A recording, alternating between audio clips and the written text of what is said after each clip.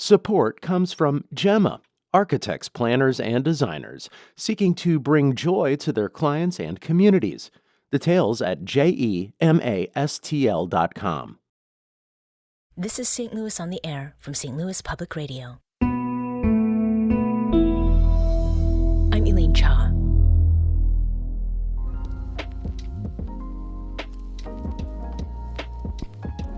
Do you recognize this sound? That's a stylus riding a groove on a vinyl record, a format that some music lovers will chase across town and across the country. St. Louisan Tom Papa Ray, who's been running Vintage Vinyl in the Del Mar Loop for more than 40 years, has a television series dedicated to exploring record stores all over the U.S. Season 2 of Papa Ray's Vintage Vinyl Roadshow premieres this Saturday on 9 PBS at 6:30 p.m. And here to talk about that and the series as a whole is none other than its host and executive producer. Papa Ray, welcome back to St. Louis on the Air. Well, you know, as a wise man once said, one good thing about music, when it hits, you feel no pain. And hopefully, music's a good healing feeling for all of us here in St. Louis. Mm-hmm. Thank you so much for coming in today. Tom, you know, the person or the question that you ask at some point in the conversation during your series, and I'm sure that this also comes up at Vintage Vinyl, is one that I'm going to ask this time because I'm the host. What was your first vinyl record? And, you know, to give the listeners a sense of how you ask that question, you can name the first vinyl you remember listening to, the first one you ever had, or the first one you purchased. What was your first one? I think the first music I listened to, of course, was on the radio.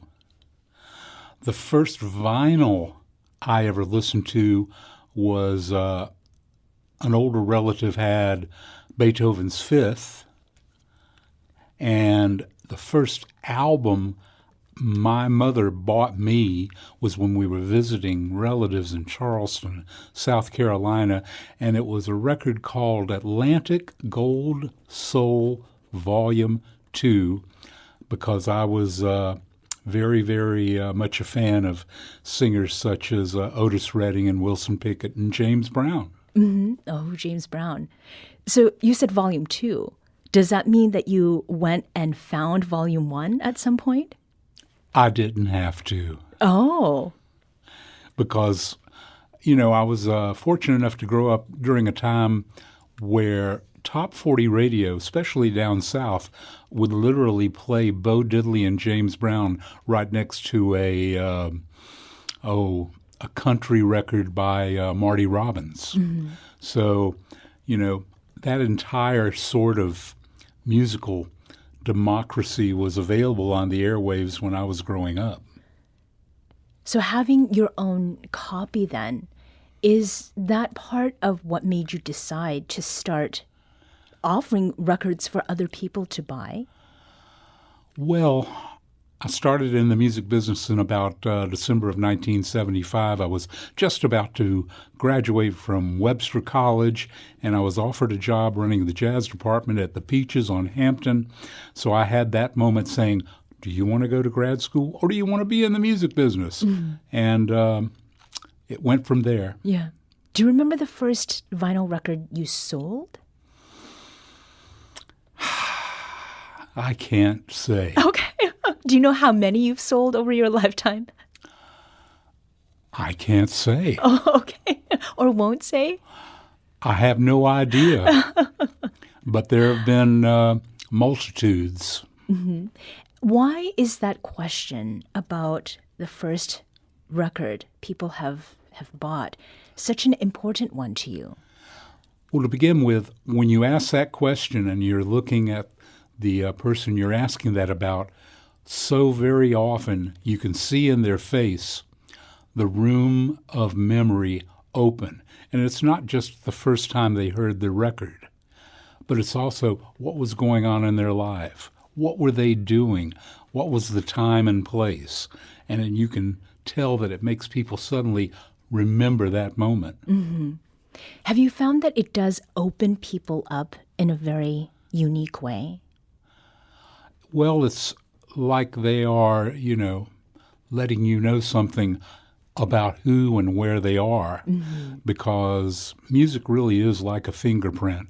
If I look at somebody's record collection, I may not even meet them, but I know something about them. I know a lot about them. Their generation, perhaps their gender, where they grew up, how they grew up, their socioeconomic, situation. I got to watch Papa Ray, the premiere and the finale of season 2 of Papa Ray's Vintage Vinyl Roadshow, which, as we mentioned, is going to be premiering this Saturday on 9 PBS. And unsurprisingly, there's a very clear bias toward vinyl as the best medium to listen to music. And the shirt that you're wearing today is covered in records as well. In a nutshell, maybe a 45-inch sized nutshell, what makes a record superior to other ways of listening to music? It's more warm. It is not a digitalized process. And specifically with 45s, let's say back in 1960 you were wanting to get a hit on a record you put out. Well, that was going to be played on car radios. And if you remember, those car radio speakers were about 4 or 5 inches large. So you really had to make that 45 sound good because you were wanting people to have that positive reaction to the music you were giving. And a CD, or as you mentioned, in a digitized form, what is lost with that media as opposed to a record? Well, CDs are great. I think they're wonderful for cars. The whole thing of, having an iPod and listening, that music and that sound is so compressed. It's not giving you, so to speak, your entire oral meal. It's not all on the plate, so to speak. In fact, for me, I've been, I'd be riding with somebody in a car and they had their iPod going, and I'd start to get a headache, and I didn't know why, and then I realized it was because that music I was listening to was so compressed that, it was messing with my biorhythms. Okay. Are there certain digitized versions where you can say to someone, if you compare what you're hearing on this CD to what you're going to hear on vinyl, there is a marked difference? Are there any examples of that come to mind? Sure. The next time you're in a club, watch a DJ with a laptop get followed by somebody that's playing vinyl.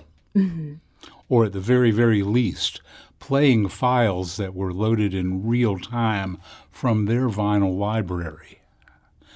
There's a marked difference, and, it's just much more of what I'd call a oral wallop for the listener.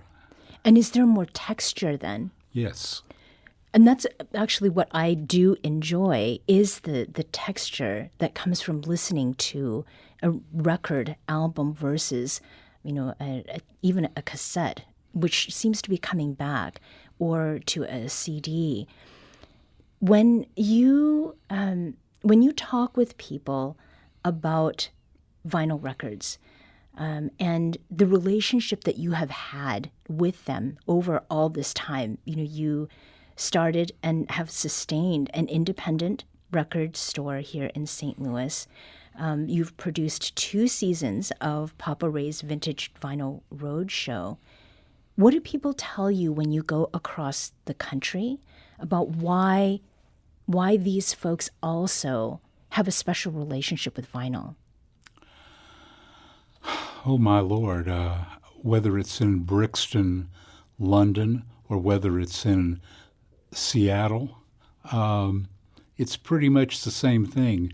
It's just a relationship as a listener to that particular medium. And I would just say that, once more, to go back to the analogy to food, I like to have a full plate. And what do you like on your plate? What kinds of music do you find yourself listening to most?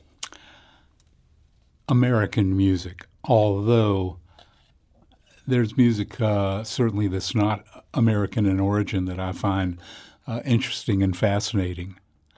But, something to put a glide in your stride, a dip in your hip. You've traveled across the country to talk with record store owners about what is unique to the in-person experience of going to and being in a record store. Some of them also include performance spaces.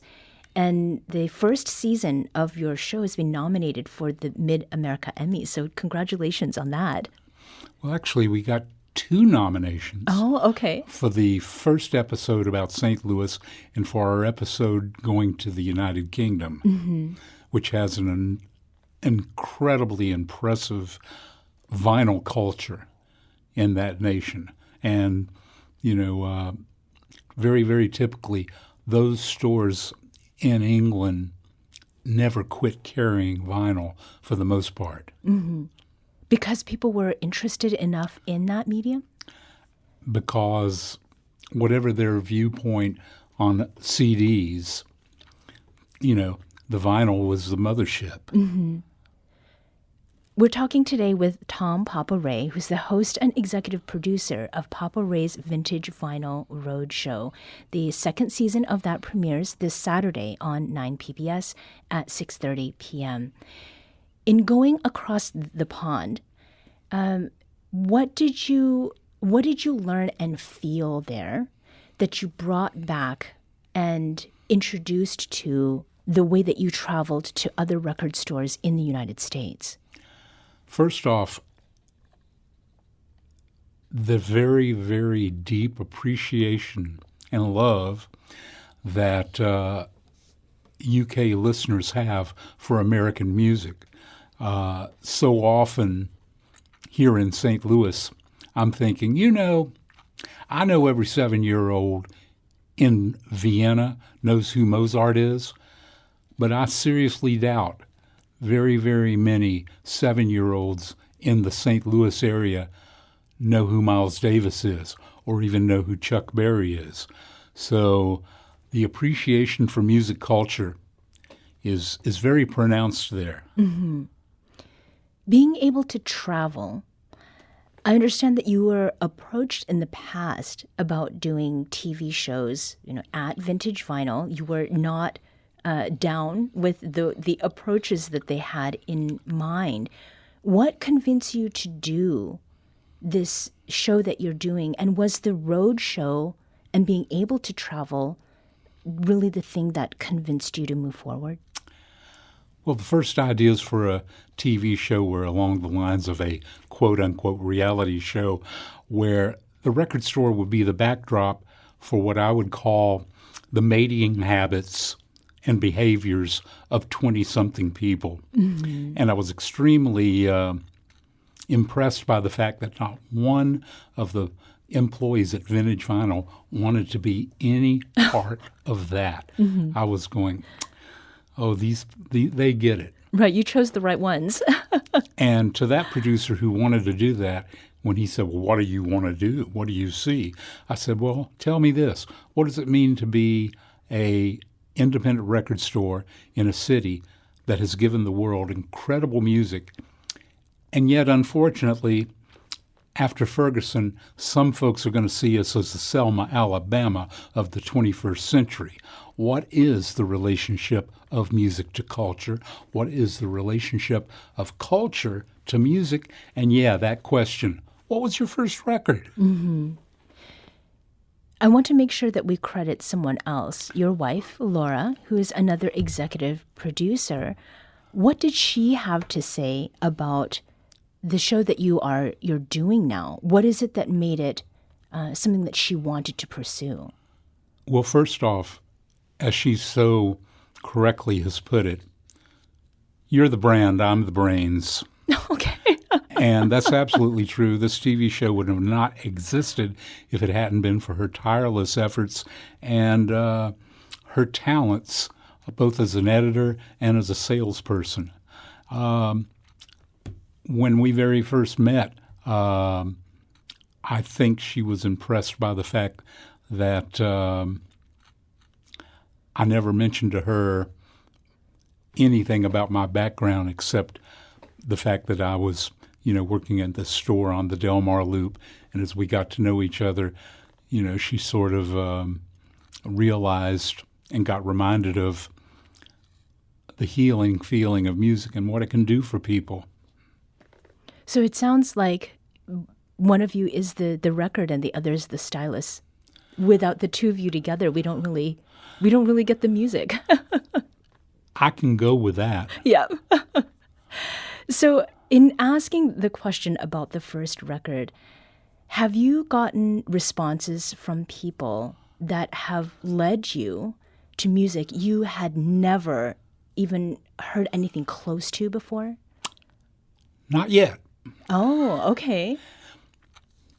But I did have a great incident with a 17-year-old. And once more, every generation throws its heroes on the pop charts, as Paul Simon once sang. And I was, when I asked that individual what music they liked, she said, "Oh, I love big band music," which amazed me. And I said, "Well, what got you into big band music?" And she said, "Well, first off, I heard Nat King Cole's trio recordings, and after that, that was it." Mm-hmm. And I was going, this is either a very precocious person or a very, very old soul. Mm-hmm. Something, the big band thing is really funny because I can kind of relate to that, having discovered that when I was a high school student. I have found that people who don't listen to vinyl or maybe don't own a record player, that there can be a level of intimidation about the medium or just really not knowing how to maybe care for their records. What is it that you say to those folks? How do you get them to your side? Well, everybody's got to dip their foot into the pool for the first time. And in general, it's not so much about persuasion, but, a little bit of education and a little bit of display, so to speak. But I may ask somebody, what have you heard lately that you really like? And from that, I might refer to something that's a brand new release. I might refer to something that has been around for 40 years. So, how to put it? It's musical therapy. Mm-hmm. Papa Ray, in season 2, who is a character or a moment that viewers can look forward to?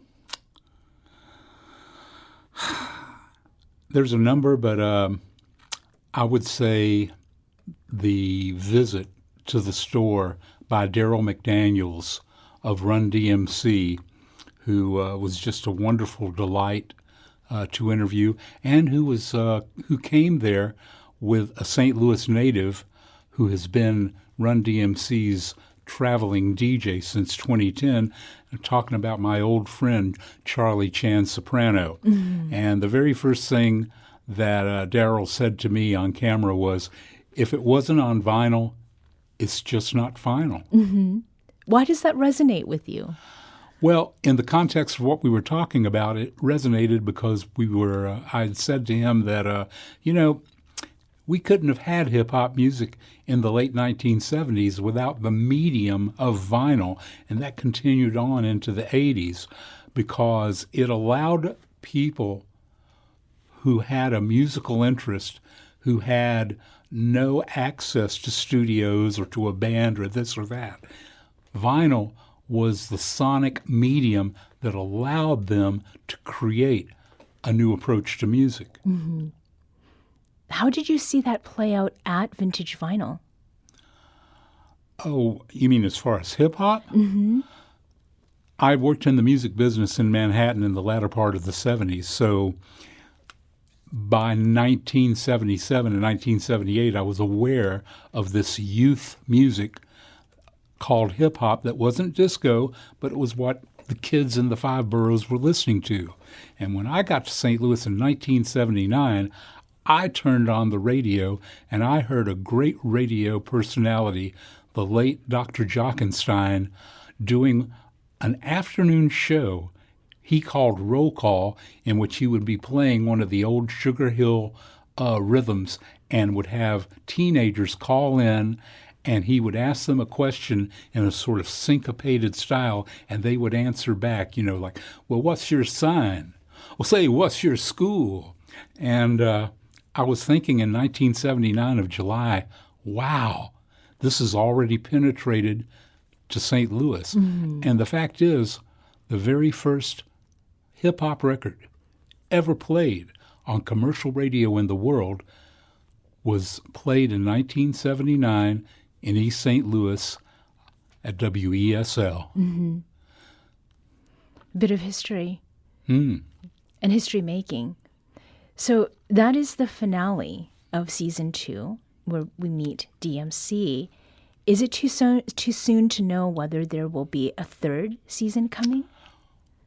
We have already had a request for a third season. We have already applied to the Missouri Film Corporation Commission that has been very, very supportive of our efforts.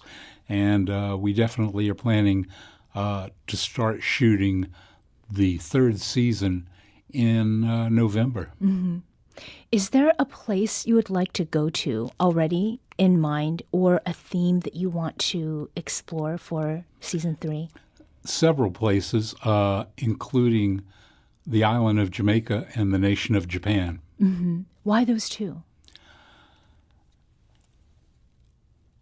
In a lot of ways, Jamaica, to me, is sort of, how to put it, culturally, it's this little piece of wire in between the Western Hemisphere and Africa. When you go to Jamaica, all forms of American music are very, very popular, whether it is hip-hop or, for that matter, Dolly Parton. Mm-hmm. So Jamaica is just a very interesting place. It's a very musically intense place. As far as Japan, there's some amazing record stores there, mm-hmm. and it's a new new location for us. Tom Papa Ray is host and executive producer of Papa Ray's Vintage Vinyl Roadshow. Along with Laura. And Laura Ray. Thank you so much for joining us today. Hey, have a musical day. Season 2 of Papa Ray's Vintage Vinyl Roadshow premieres this Saturday, October 4th on 9 PBS at 6:30. You can catch the show there every Saturday for the next 6 weeks.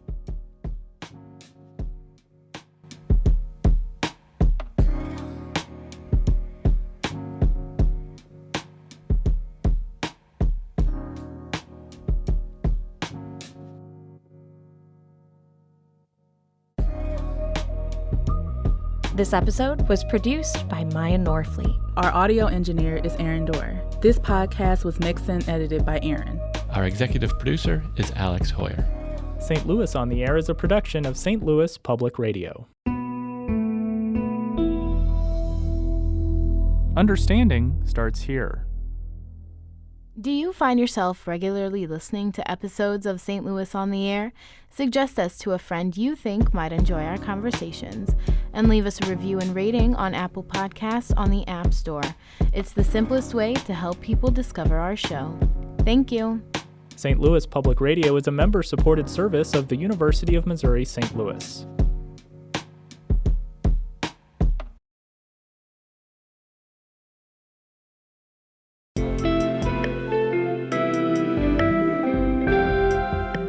The Gateway brings you the day's news each weekday from around the St. Louis region and the state capitals in Jefferson City. Our schools are accredited.